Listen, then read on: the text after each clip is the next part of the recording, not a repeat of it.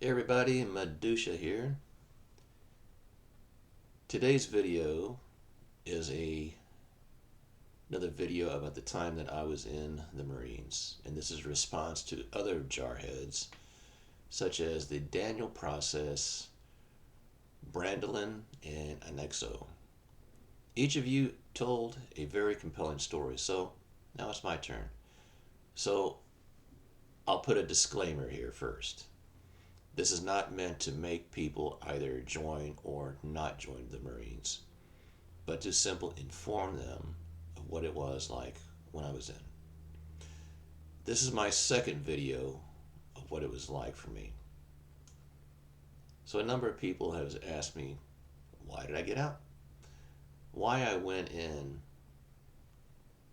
to begin with, my future didn't look good. I needed something. So I decided to go the Marines route. I was working in restaurants surrounded by people who were professional. I thought it would be the same in the military. Oh, I was wrong. I was stationed at a now closed base in Orange County, California. The job wasn't hard. The upper ranks, however, had the lifer mentality. LIFER. Laser ignorant fool expecting retirement. As well as a very toxic environment. They just didn't care for the lower ranks.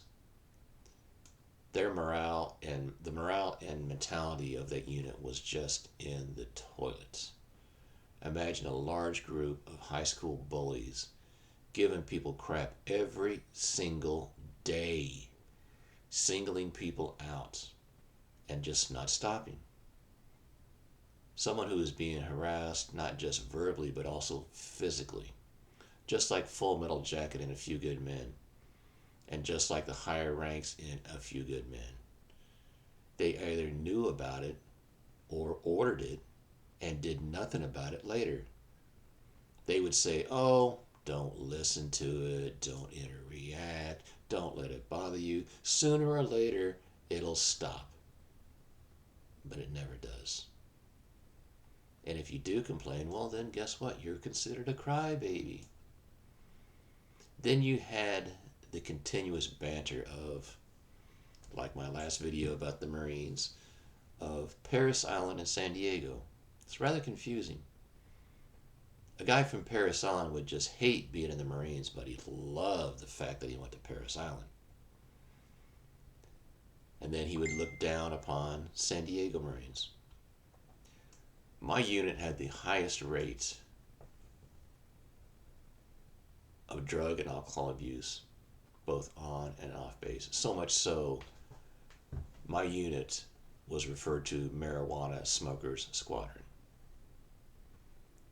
We had the highest rate of people going AWOL, and a percentage would come back. Then we had the lowest amount of people who would re-enlist. And when it came close to a person getting out, their EAS would come up.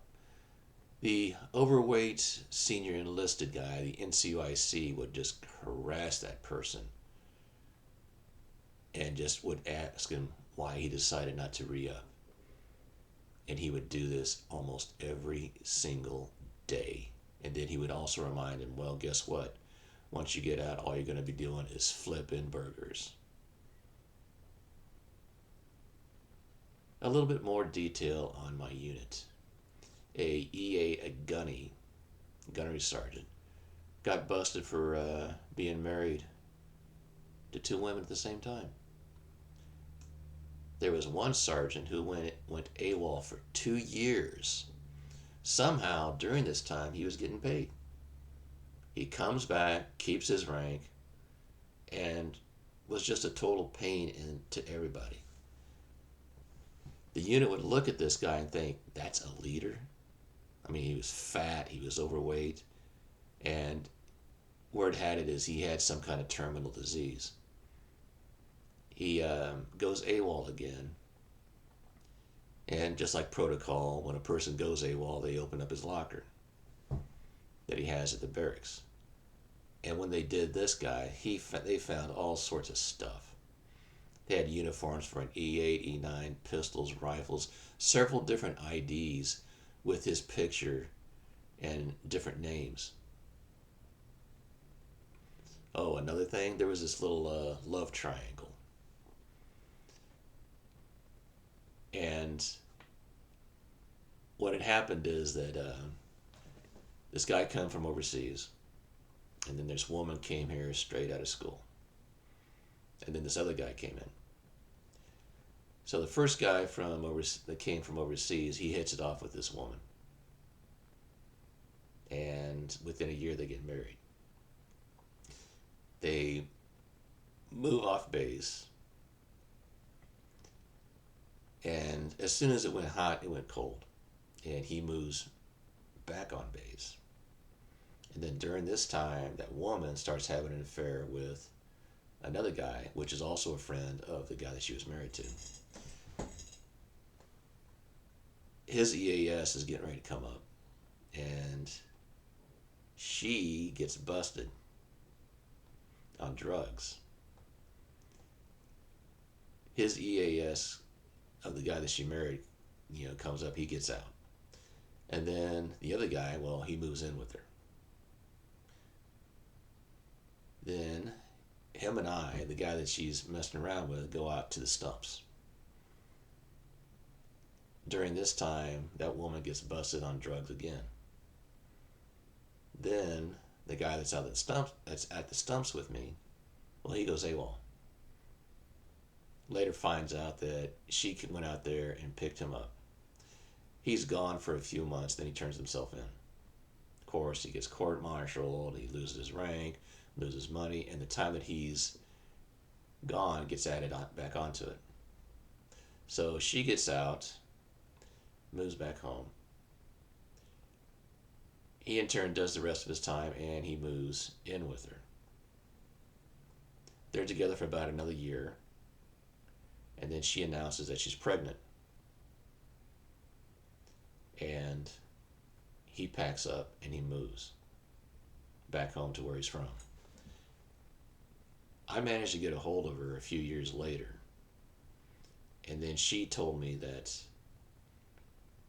story, and then all during that time she was still legally married to the first guy.